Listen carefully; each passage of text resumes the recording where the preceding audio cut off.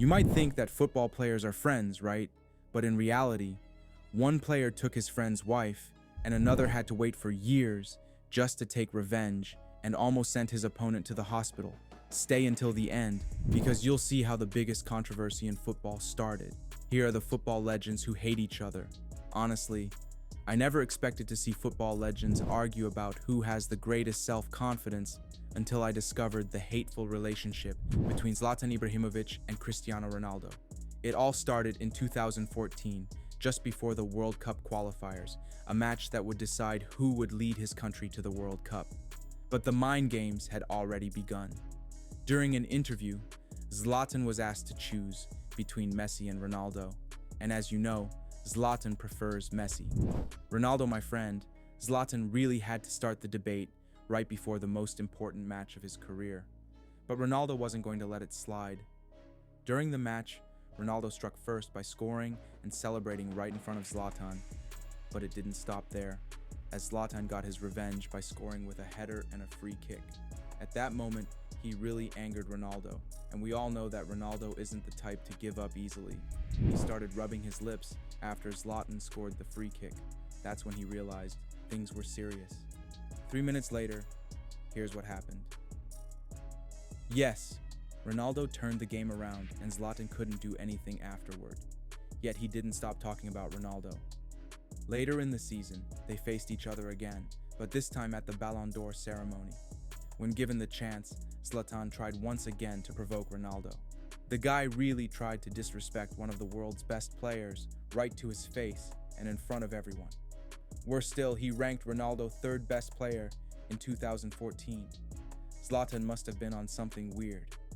But that didn't bother Ronaldo because it motivated him even more, and he exploded that season, finishing the year with more goals than Messi and almost double Zlatan's tally. After being beaten twice already, Zlatan should have learned his lesson, right? Well, he didn't. In 2023, when he retired, we all thought the feud was over. But Zlatan spoke up again in an interview with Piers Morgan, where he couldn't stop talking about Ronaldo. Oh my, Zlatan will never change. But with these two players, it's a totally different story. You see, this was supposed to be a Premier League match between Manchester United and Liverpool, and every time these two teams meet, fans expect real drama. But on October 15th, 2011, it became much more than just a football match. During the game, Luis Suarez made it personal. His target, Patrice Evra. Suarez said words that no footballer should ever say, Negro. In French, it translates to, because you're black. Evra had every reason to be furious. It was only normal that the Football Association investigated the incident. 2 months later, Suarez was found guilty of making racist remarks towards Evra. His punishment? An 8-match suspension and a $40,000 fine. Of course, Suarez should have taken responsibility for his words and apologized, right? Wrong. The guy kept trying to justify himself, which only made things worse. He declared, "Every culture has its own way of speaking, different ways of expressing things, and that's why things can be interpreted completely differently in England compared to Uruguay or even Spain. In Uruguay, you can say Negro to anyone, anytime, and it's never considered racist whether you're black or not. And that's the real difference." The guy just didn't seem to get it. To remind you, this is the same guy who bit not one, not two, but 3 players. When the incident happened, Evra explained the situation to the referee, saying, "Did you hear what he just called me? He called me," but the referee simply responded, "Come on, Patrice, play, play, play. We'll deal with it later." At that moment, everyone got involved in the situation. Unfortunately, even the fans joined in.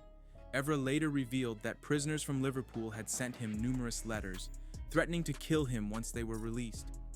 He was followed in his car and had to be monitored 24/7 for 3 months. His family was terrified, as many people in England accused him of lying and even threatened to assassinate him. Things got even worse when Evra's family began living in fear. Many people in England called him a liar and threatened to kill him, just like this next player, who was also threatened, this time by the Italian mafia after what he did to his teammate.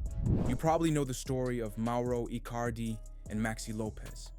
They played together at Sampdoria during the 2012 to 2013 season. At the time, Lopez was married to Wanda Nara, and the couple had 3 children together. Lopez helped Icardi settle in Italy as they were fellow Argentinians, and the 2 players quickly became friends. But it didn't take long for one of football's biggest scandals to be revealed to the public.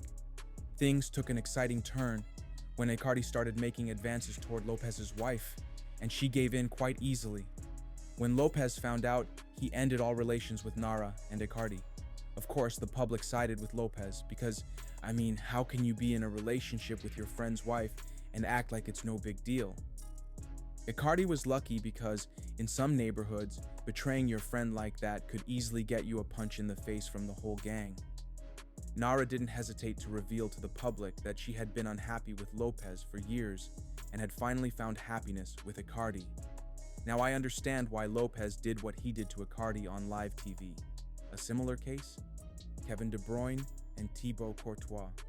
De Bruyne hates Courtois, who got too close to his girlfriend and eventually ended up with her. When De Bruyne and Courtois were teammates in the Belgian national team, they became great friends. Their relationship was so perfect that fans thought they were like brothers. But in reality, Courtois seemed to use his friendship with De Bruyne to get closer to his girlfriend. De Bruyne's girlfriend, Caroline, went on a trip to Madrid and contacted Courtois to meet up, and you can guess how that ended. The media later revealed everything, the affair between De Bruyne's girlfriend and his best friend. And to make matters worse, Caroline blamed Kevin, saying that Courtois gave her what she hadn't received during their 3-year relationship. She even claimed it was revenge because Kevin had cheated on her with her best friend. De Bruyne was devastated, and he channeled all his anger into football, punishing Courtois on the field by scoring exceptional goals against him. And here's something you probably didn't know. Neymar's hatred for a football superstar destroyed one of the biggest super teams in recent years. At first, it wasn't even a real conflict. When Neymar joined PSG, the club also brought in another superstar, Kylian Mbappe. 2 of the deadliest attackers in the world on the same team seemed like the perfect combination. They were introduced as the best teammates in the world and even became best friends. But as the young Frenchman began to outshine his Brazilian partner, it became clear that their friendship was about to fall apart. Their relationship turned into an ego battle when Mbappe was made PSG's penalty taker, despite statistics showing Neymar was much better at it. During a match, Mbappe took a penalty and missed.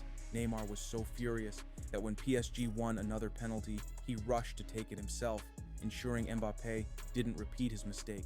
And of course, Neymar scored. Even though PSG won the match, things escalated in the locker room and reports of an altercation between the 2 surfaced.